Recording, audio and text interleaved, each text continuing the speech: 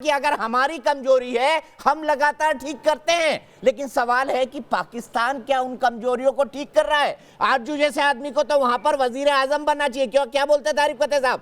बिल्कुल सही है ना मेरी इच्छा है? बिल्कुल, मैं तो कहता हूं इनको, आरजू को तो कम से कम डिप्टी प्राइम मिनिस्टर, तो स्पीकर ऑफ द हाउस तो मैं बना दूंगा अगर लेकिन मेरे सवाल सुनिए। मैं एक और बात इन्होंने देखिए, 1947 में पाकिस्तान मांगा, पाकिस्तान के नहीं, साथ इन्होंने नहीं मांगा, जिसे ईस्ट पाकिस्तान के नाम से जाना गया। मेरा सवाल सुन लीजिए, उसके बाद आप आ सकते हैं, अपनी बात भी कंप्लीट करके मेरे सवाल का जवाब दे सकते हैं। मेरा सवाल बड़ा सीधा है। पाकिस्तान इन्होंने बनवाया, अपनी मर्जी से बनवाया, लड़के बनवाया, प्रेशर डाल के बनवाया, माइनॉरिटी पॉलिटिक्स खेल के बनवाया। अगर बनवा लिया था तो ईस्ट पाकिस्तान को भी साथ में लेके चलते। क्यों वहां पर हत्या, लूट, बलात्कार, गुंडागर्दी मचा रखी थी बांग्लादेशी पाकिस्तानियों के साथ? क्यों तारिक फतेह साहब? और आप अपनी टिप्पणी के साथ शुरुआत कर सकते हैं। जी देखिए, 1947 में सिर्फ एक स्टेट था पूरे हिंदुस्तान में जहां मुस्लिम लीग जीती, उसका नाम था बंगाल। पाकिस्तान जो इलाका है वह उसके सूबे सरहद के अंदर बादशाह खान की हुकूमत थी। बलोचिस्तान आजाद मुल्क था। सिंध के अंदर जो चीफ मिनिस्टर थे अल्लाह बख्श उमरो, उसको गोली मार के खत्म कर दिया गया। और पंजाब तक में मुस्लिम लीग की गवर्नमेंट नहीं थी। अब बात यह है कि पाकिस्तान बना बंगाल में। 25 साल बाद उनको होश आया, उन्होंने कहा भाई ये इस्लामिक स्टेट वेट बेकार चीज है, आप जाएं। उस पाकिस्तान बनाने का जो गुनाह किया बंगालियों ने, उसकी वजह से पाकिस्तान की फौज जिसने बरतानिया का साथ दिया था, उसने आके 30 लाख मुसलमानों को इसलिए मारा कि उनका रंग काला है और उनका कद छोटा। ना सिर्फ ये, 1 लाख बच्चियों को प्रेग्नेंट करके छोड़ा, जिनके बच्चों को वेस्ट के अंदर अडॉप्ट करना पड़ा। कोई एक पाकिस्तानी नहीं है जिसने बांग्लादेश के बच्चियों को अडॉप्ट किया हो, नॉट वन। जिस दिन पाकिस्तान टूटा उस दिन कराची प्रेस क्लब के अंदर बड़े बड़े नारे लग रहे थे, और लो जी जान छुट्टी, अब बंगाली भूखे गए। I am a witness to this. तो मुझे कोई पट्टी ना पढ़ाए कि दुश्मनी ये इस्लाम का इनसे उतना ही ताल्लुक है जितना अबू सुफियान का हो। अबू सुफियान वो थे जो रसूलुल्लाह के दुश्मन थे। This is a curse on the Islamic world. ये जो पाकिस्तान बना, इन्होंने अफगानिस्तान की जान खाई हुई है। इनके यहां बलोचिस्तान में क्या हो रहा है, ये सारी दुनिया में टेररिस्ट भेज रहे हैं। सऊदी अरेबिया तक ने इनसे कहा कि माफ करो, हमारी जान छोड़ो, दफा हो जाओ यहां से। लंदन में टेररिज्म पाकिस्तानी, इजराइल में टेररिज्म पाकिस्तानी, इंडिया के अंदर टेररिज्म पाकिस्तानी। ये क्या इस्लाम से ताल्लुक है? इस्लाम में तो क्लियर है कि किसी नॉन मुस्लिम की जगह, जो इबादत की जगह, उसको ना मारो इससे पहले कि वो तुम्हारे खुदा को गाली दे। यहां पकड़ के मंदिर तोड़ रहे हैं और अल्लाह अकबर, अल्लाह अकबर अजाने दी। मोदी, गांधी जी को मोदी कहां से आ गया? एक सेकेंड, मैं जवाब देता हूं आपको। गुजरात के अंदर सारे मुसलमान मोदी को वोट देते हैं। आपको पता है क्यों? उस दंगे के बाद आज तक गुजरात के अंदर फसाद नहीं हुआ। चाहे दाऊदी बोरा हैं, चाहे सूरत के सुन्नी हैं, चाहे कहां के भी हों। मैंने पूरा गुजरात देखा, अहमदाबाद जाके देखिए। किया मुसलमानों को? अरे भैया, कत्ल किया। मैं बताता हूं किसने किया। जब आपने हिंदू दलितों को ट्रेन के डिब्बे में आग लगा के मार दिया तो उसका नेचुरल रिएक्शन था। आप क्या समझते हैं पप्पू बैठे हुए मुसलमान मार दिए, ट्रेन को आग लगा? शर्म नहीं आती आपको? तो फिर मोदी ने मुसलमान मार दिए बदले में। अरे भाई, मुसलमान ने मारे तो दंगा तो होगा। मुसलमानों ने आग लगाई थी, गुजरात के मुसलमानों ने आग लगाई थी। पाकिस्तान हिंदू किसने मारे? तो अभी भाई मुसलमानों को क्यों मारा? अभी मुसलमानों को क्यों कत्ल कर दिया? उमर अल्ताफ, आपका रिकॉर्ड एक जगह बच गया है। मैं सिर्फ इतना सवाल जानना चाहता हूं।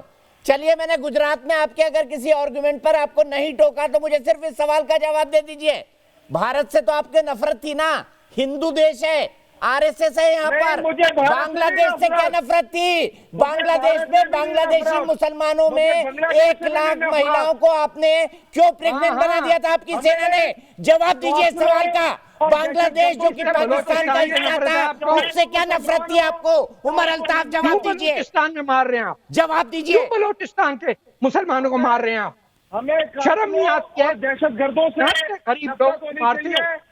इसीलिए ओसामा बेगैरत बिन लादेन लोग। आपके इलाके में मारा जाता अगर है। कोई मुसलमान इसीलिए दहशतगर्द ओसामा बिन है, लादेन तो एबटाबाद में उसको मारा condemn जाता है। करना नफरत है चाहिए। आपको, अगर कोई झूठ हिंदू बोलते हैं, दहशतगर्द है, दोगली तो बातें उसको करते हैं, condemn करना चाहिए। दोगली बातें ये करते हैं आप शर्म की लोग, बात है। झूठ बोलते हैं। सेकुलर मुल्क में दुनिया भर के हर टेररिस्ट को पाल रखा है। कहाँ ले आए? सांप पाल रखे तो ये- डसेगा ही आपको, और क्या करेगा? सांप पाल रखे तो खुद डसेगा ही सांप है। आपको, और कुछ नहीं कर सकता। आस्तीन में सांप जो है पाकिस्तान के भरे हुए हैं। भरे हुए कि नहीं भरे हुए? आचार्य विक्रमादित्य जी बताइए। देखिए, बात यह है कि मैं तो कंडेम कर रहा हूँ टेररिज्म को, चाहे वो मुसलमान हो चाहे वो हिंदू हो। इतना ही बोल दो, हिंदू कभी टेररिस्ट नहीं हो सकता। बताइए आचार्य विक्रमादित्य, हिंदू और हिंदुइज्म क्या है? इनको बताना पड़ेगा उमर अल्ताफ पाकिस्तान को। वो जगह इन्होंने जो है, बांग्लादेशी पूरा विश्व मुसलमानों जानता को है मारा, कि जहां इन्होंने जो ईस्ट आतंकवादी पैदा पाकिस्तान की होते हैं। मुसलमानों को बेवा कर दिया, उसकी कोई सफाई नहीं है। बड़ी बड़ी बातें करेंगे यहाँ पे, 4 किताबें पढ़ के। बोलिए आचार्य विक्रमादित्य। पूरे भारत में हुक्मरान है। देखिए अरे दीपक छोड़ो जी, यार, आज वास्तविक तौर समझ में आना चाहिए। पूरा विश्व जानता है कि किस प्रकार के स्टेट पाकिस्तान है, और यहां बैठे हुए उमर जो है वो वास्तविक तौर पे पाकिस्तान का वो चेहरा प्रेजेंट कर रहे हैं जिसको पूरा पाकिस्तान, पूरा विश्व जानता है। जिस प्रकार से आतंकवादी को फैलाने वाले और जिस प्रकार से वहां पर अल्पसंख्यकों पर, हिंदू अल्पसंख्यकों को इन्होंने जबरदस्ती पाकिस्तान में 1947 में रखा। उनको वो चाहते थे कि हिंदुस्तान में आ जाए, उनको वहीं रखा, इसलिए रखा कि उनसे काम करा सके। और उसके बाद उन लोगों के ऊपर ऐसी त्रासदी करी कि उनकी संख्या 12% से आज 1% के आसपास आ गई है, और वहां पर ऐसा हाल कर दिया है कि वो लोग सांस लेने लायक नहीं है। उन स्थिति में ऐसे पहुंचा दिया गया है, उन लोगों की बच्चियों को किडनैप कर लिया जाता है, जबरदस्ती धर्म परिवर्तन कराया जाता है। आप सोचें, हिंदुस्तान के अंदर 3 करोड़ से जो जनसंख्या 30 करोड़ पहुंच गई, वही पाकिस्तान के अंदर वहां पर कहां गए वो लोग? मार दिए गए, क्या कर दिया गया, कहां गए? या धन कन्वर्टेड करा दिया गया। उन्होंने बच्चे पैदा नहीं किए, जनसंख्या बढ़ाई नहीं, वो 12% से 2%, 1% पे आ गए, कत्लेआम कर दिया गया। लगातार वहां कत्लेआम चल रहा है। वहां जिस प्रकार से मंदिरों को ध्वस्त कर दिया गया, वहां जिस प्रकार से बात कर दी गई, यहां ये एलिगेशन लगाते हैं हिंदुस्तान में डेमोक्रेसी का राज है।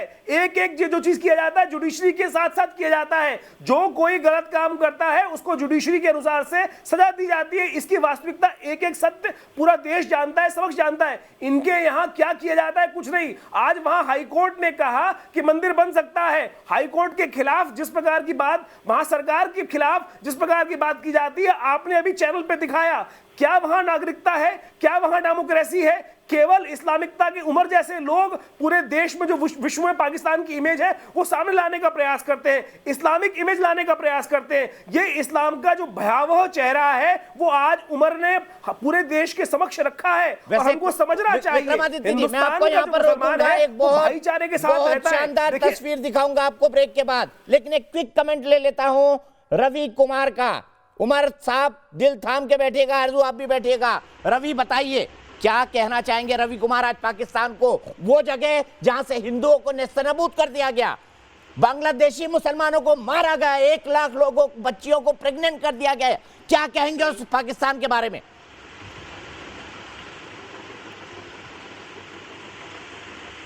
सर पहले तो आपको मैं बहुत बड़ा फैन हूं, और आप जिस मुद्दे को लेकर आते हो, न्यूज़ नेशन को बताते हो, ये बहुत बड़ा प्लेटफॉर्म है।